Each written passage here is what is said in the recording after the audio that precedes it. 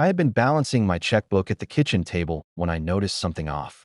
The funeral account I had been nurturing for years, over $22,000, was nearly empty. My hands shook as I logged in online and saw the withdrawals. The description read private venue rental, followed by luxury catering services. My heart sank when I realized my grandson, Dylan, had access to that account.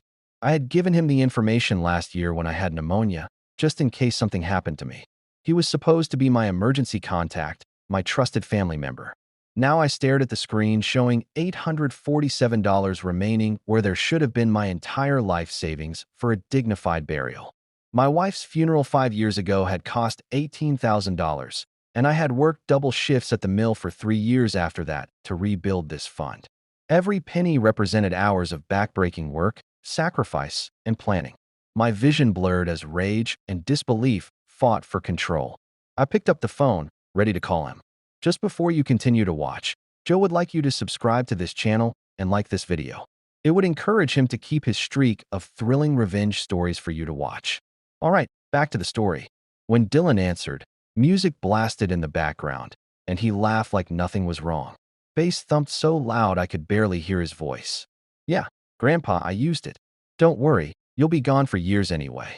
Might as well live it up now, right?" His words hit me like a physical blow. I wanted to scream, but my throat closed up. In the background, I heard people cheering and someone yelling about shots. "Dylan, that money was for my funeral. $22,000. He laughed again, that careless sound that made my blood boil. "Come on, old man. You're healthy as a horse. You'll outlive all of us. Besides, this party is legendary. Everyone's talking about it." I gripped the phone so hard my knuckles went white. "We need to talk face to face. Tomorrow." There was a pause, then another chuckle. "Sure, whatever makes you feel better." "Gotta go, Grandpa. People are waiting for me." The line went dead.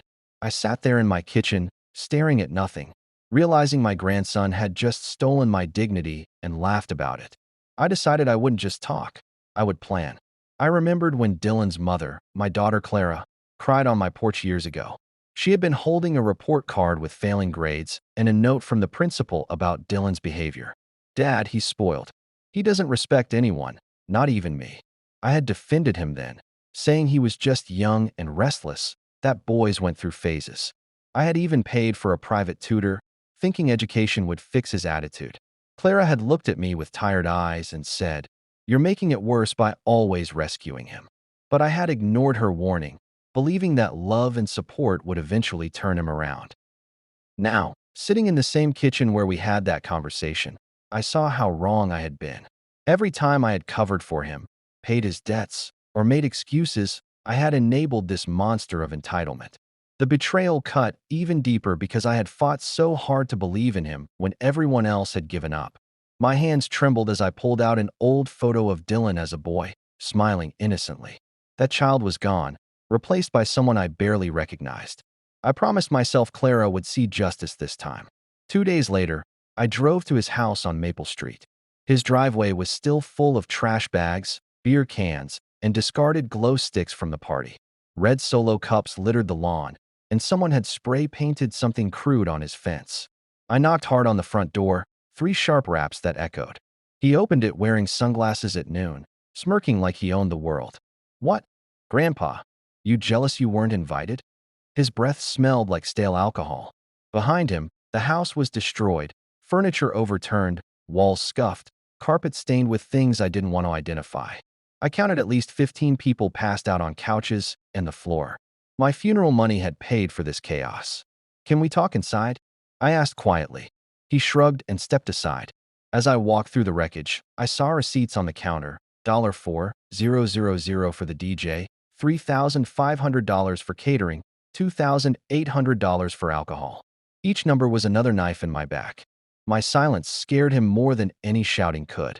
His smirk faded slightly when I turned to face him with cold, steady eyes.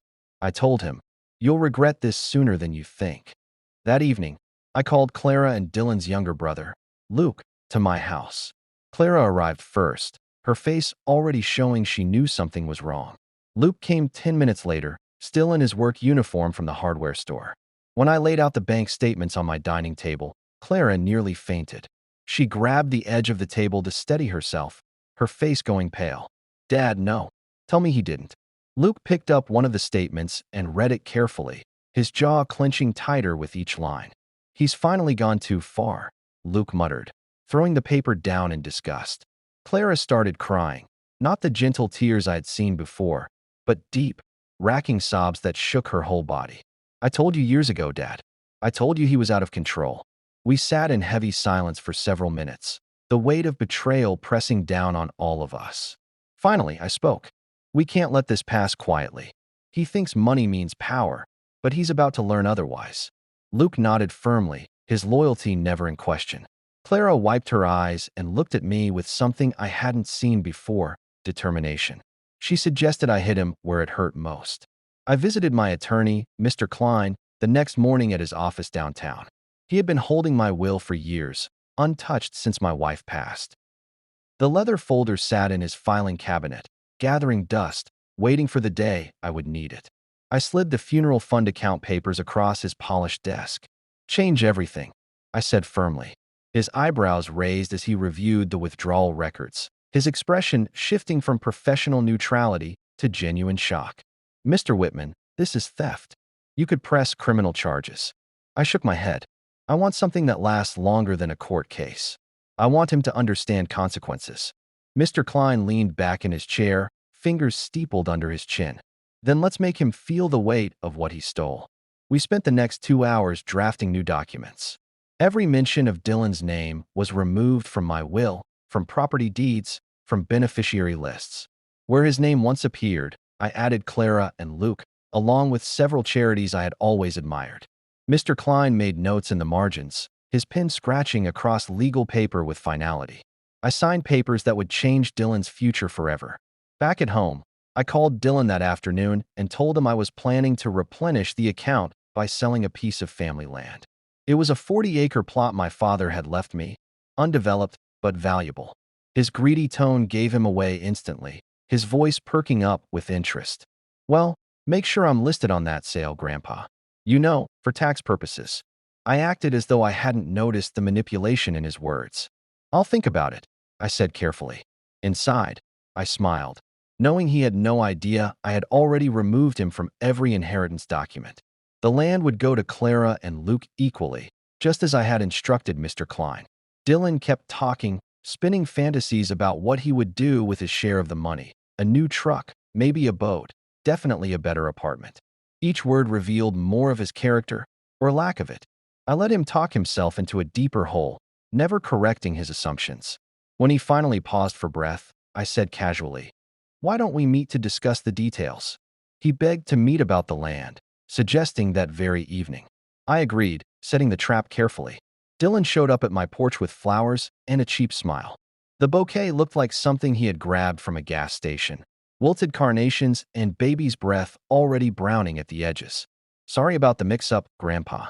You know I love you." His words were sugar-coated poison, rehearsed and hollow. He wasn't sorry. He just wanted more access to my assets. I invited him inside and let him talk, nodding politely while my blood pressure climbed. "I was thinking," he continued, settling onto my couch like he owned it. "Maybe I could help you manage your finances. You're getting older, and these things can be complicated." The audacity was breathtaking. He had stolen my funeral savings and now wanted control of everything else. "That's thoughtful of you," I lied smoothly. His face brightened, thinking he had won me over.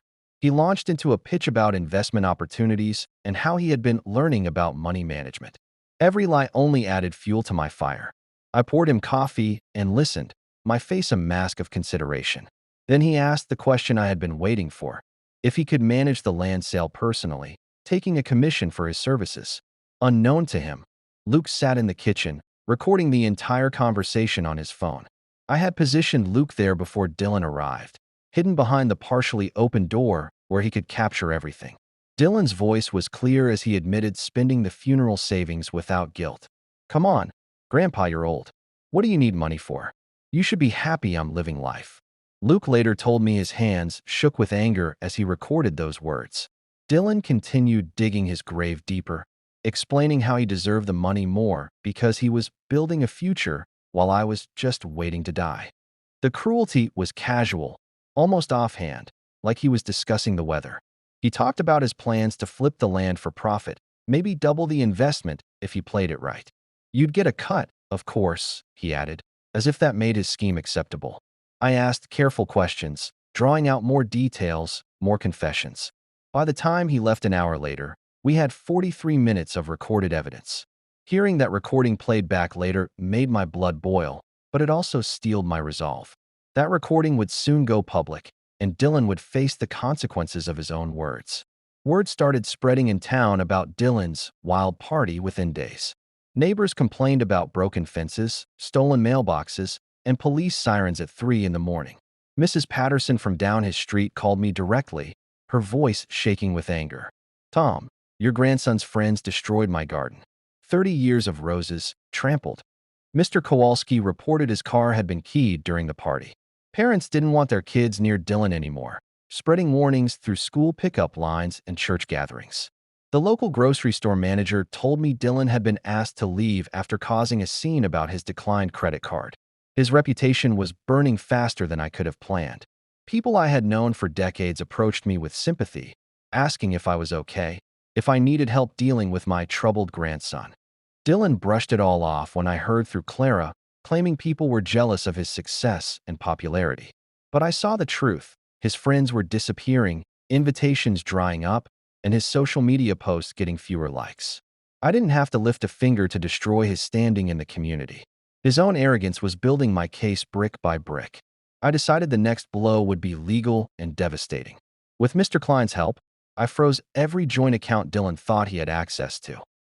The paperwork took 3 days to process, but by Friday morning, every card with my name connected to his was deactivated. When he tried to buy new rims for his car at the auto shop, his card declined in front of 6 of his friends. The humiliation was immediate and public. He called me within minutes, his voice shaking with rage. "What did you do?" he screamed into the phone. "I'm standing here like an idiot with everyone watching." I answered calmly, my voice steady as steel.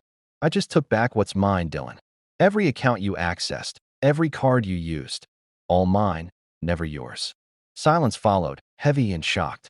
Then he exploded. "You can't do this. I have bills. I have payments due." I let him rant for 30 seconds before interrupting. "You should have thought about that before you spent my funeral money on cheap vodka and fireworks." His breathing came hard and fast through the speaker. When he finally spoke again, his voice was low and threatening. He shouted he'd make me pay, that I would regret crossing him. I hung up without responding, knowing empty threats were all he had left. Clara showed up at my door that evening in tears. Her mascara ran in dark streaks down her cheeks, and her hands trembled as she reached for me. "Dad, he told me you're ruining his life. He doesn't see what he's done." She begged me not to cut him off completely, her maternal instinct fighting against her better judgment. "He's still my son. Maybe if you just talk to him one more time." I guided her to the couch and held her hands, feeling how cold they were. "Sweetheart, sometimes the only way to teach is through pain. I've tried everything else for 26 years. She nodded through her tears, knowing I was right, but hating the reality.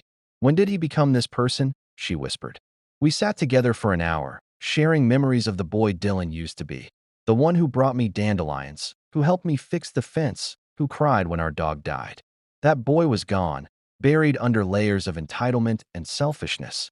"I love him," Clara said finally, "but I can't defend him anymore." It broke her heart to say those words, but she agreed with what had to happen next. Dylan was about to feel that pain publicly, and this time, even his mother wouldn't shield him. Luke uploaded the recording to a private community group on social media that half the town belonged to. He titled it simply, "Dylan Whitman in his own words." Within minutes, everyone heard Dylan laughing about blowing my funeral fund on the party of the year. His voice echoed through hundreds of phones and computers, casual and cruel. "What does an old man need money for anyway?"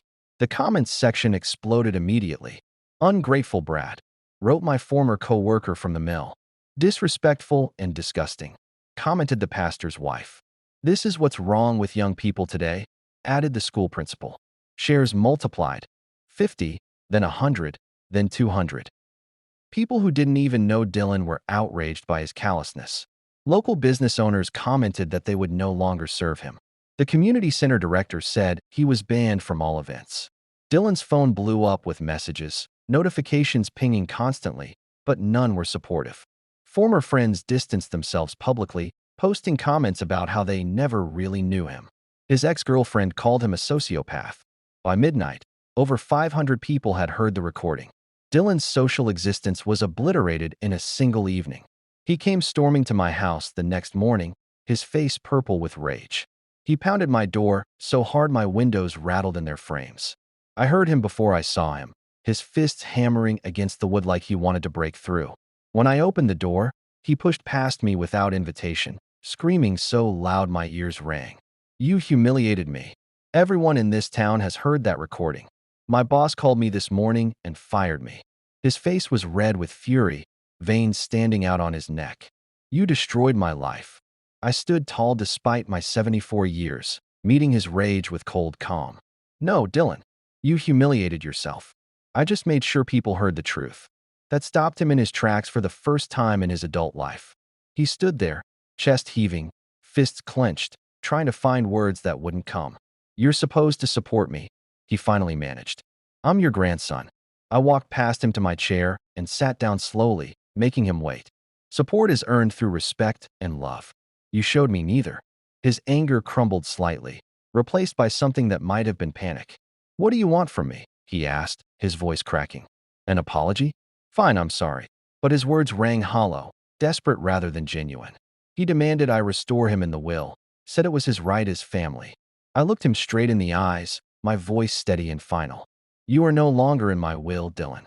You've lost everything. The land, the savings, any inheritance you thought you had coming. It's all gone." His mouth dropped open as if I had physically struck him. The color drained from his face, leaving him pale and shocked. "You can't do that," he whispered. "I'm your only grandson." I stood and walked to my desk, pulling out the updated will that Mr. Klein had prepared. "This document says otherwise. Signed, notarized, and filed. Clara and Luke are my beneficiaries now. You get nothing."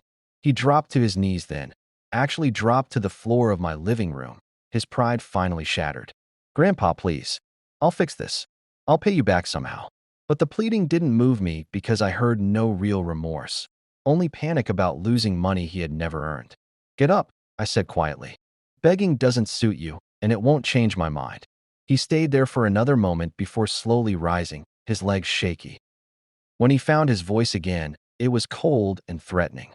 He said he would sue me, prove I was incompetent, get the will overturned. I told him to try, and he stormed out, slamming the door so hard a picture frame fell off the wall. Sure enough, 4 days later, I received papers delivered by a court officer.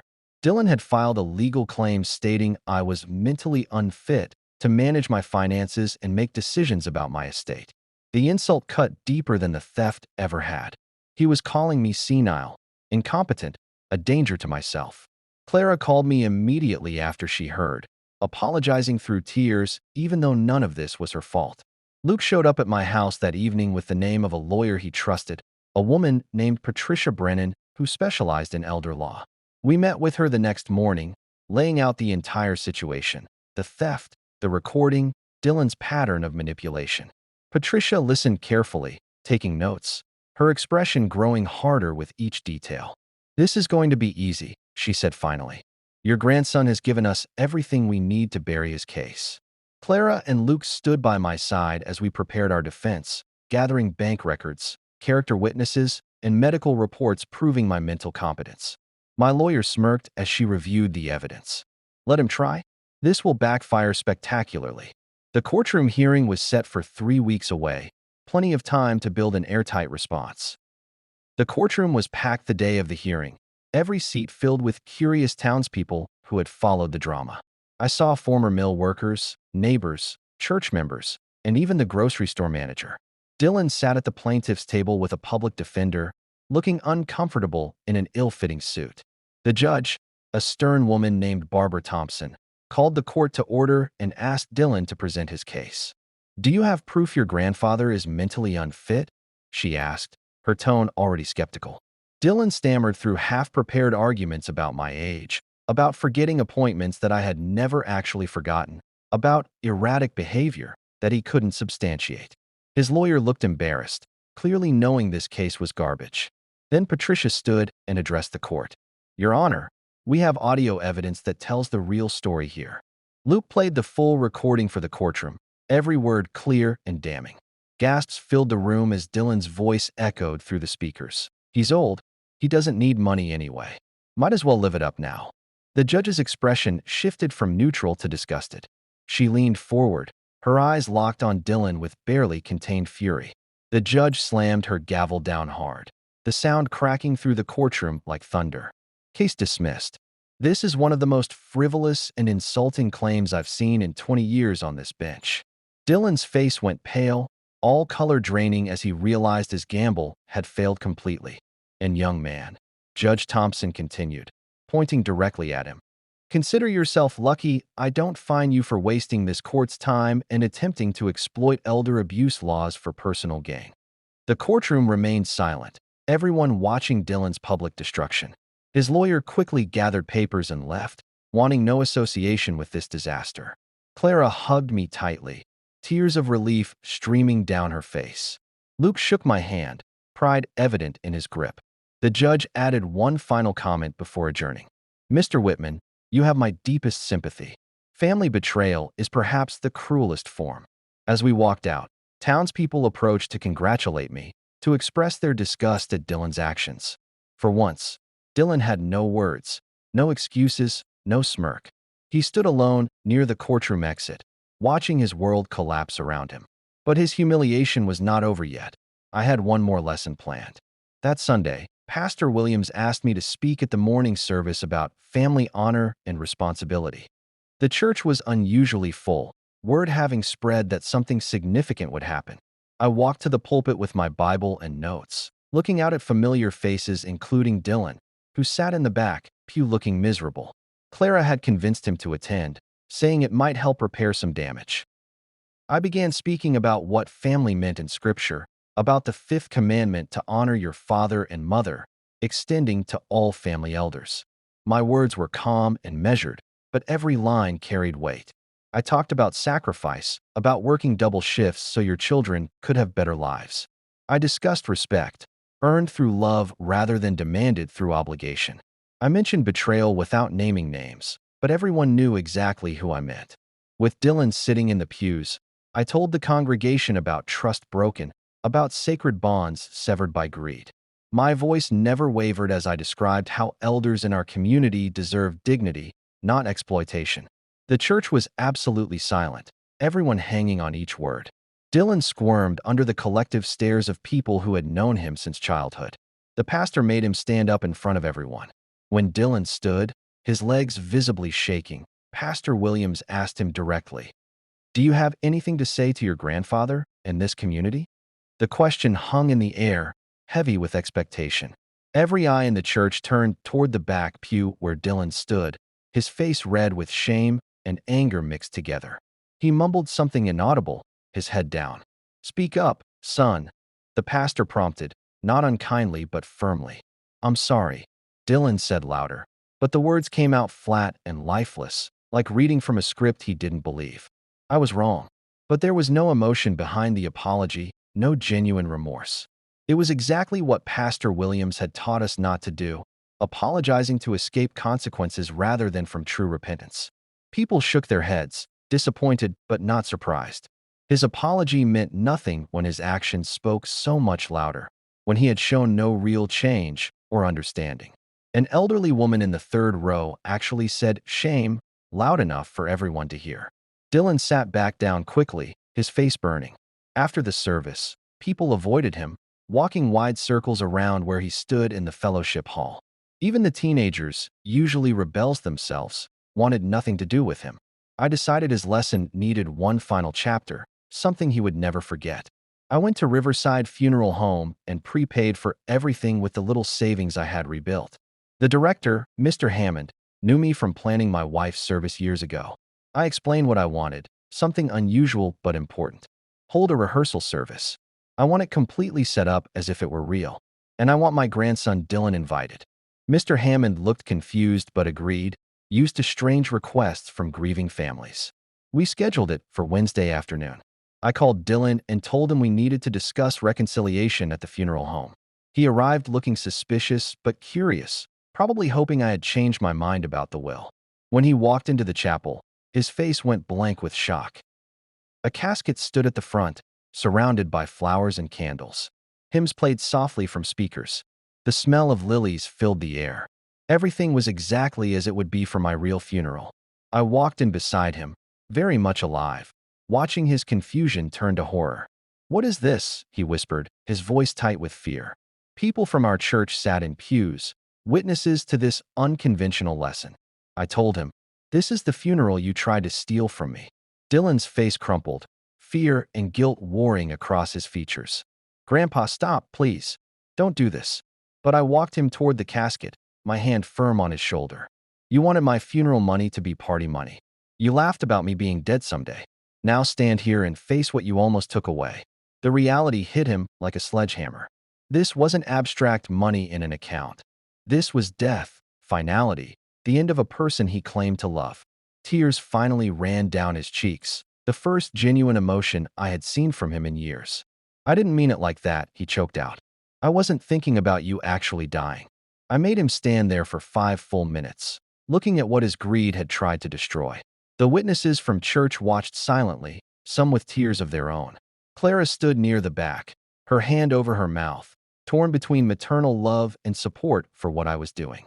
"Every dollar you spent was supposed to buy me dignity," I said quietly. "Instead, you bought temporary pleasure and permanent shame." Dylan collapsed into a front pew, sobbing like I hadn't heard since he was a child.